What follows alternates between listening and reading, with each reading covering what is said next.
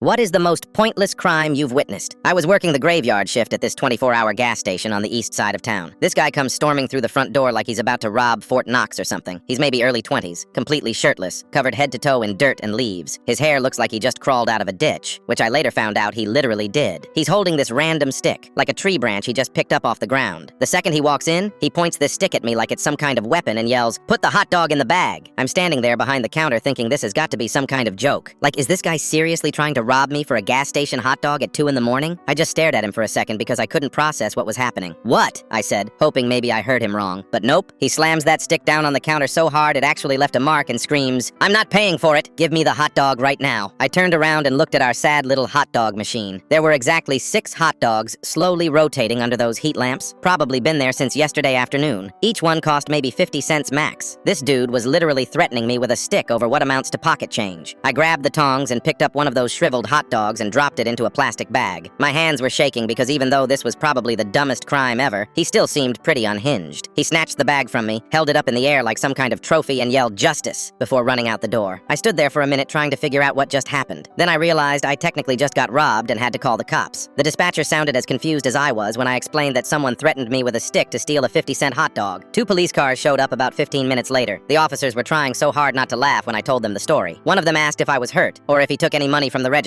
Nope, just the hot dog. They said they'd drive around and look for him, but honestly, how hard could it be to find a shirtless guy carrying a stick and a gas station hot dog? Turns out, not hard at all. They found him 2 blocks away on a park bench, completely passed out, with the half-eaten hot dog still in his hand. When they woke him up, he was so confused he couldn't even remember robbing the store. The whole story came out later. His name was Trevor, and he'd been at some house party with his ex-girlfriend. They got into this huge fight because she was dancing with her new boyfriend right in front of him. Trevor completely lost it, started yelling and throwing drinks, so the party host kicked him out. Instead of just going home like a normal person, Trevor decided to walk through the woods behind the house to clear his head. Well, he was drunk and it was dark, so he fell face first into this muddy ditch. When he climbed out, he was covered in dirt and his shirt got caught on some branches and ripped off. So there he is, shirtless, muddy, and still angry about his ex. He sees our gas station and decides he needs to make a statement about how unfair life is. In his drunk logic, robbing us for a hot dog was somehow going to show everyone that he was taking control of his life. The cops said when they arrested him, he kept asking if his ex was going to hear about this because he wanted her to know he was capable of anything. Yeah, buddy, stealing convenience store food really shows her what she's missing. Trevor got charged with misdemeanor theft and disturbing the peace. The court case was probably the best part of this whole thing. The judge couldn't keep a straight face when the prosecutor had to explain that the defendant threatened a store clerk with a stick to steal a hot dog worth less than $1. Trevor showed up to court wearing this wrinkled button-down shirt and khakis, looking like he was going to a job interview. His lawyer tried to argue that it was just a drunk mistake and that Trevor was normally a good kid. The judge gave him 40 hours of community service and told him to never show up to court shirtless again, which got everyone laughing.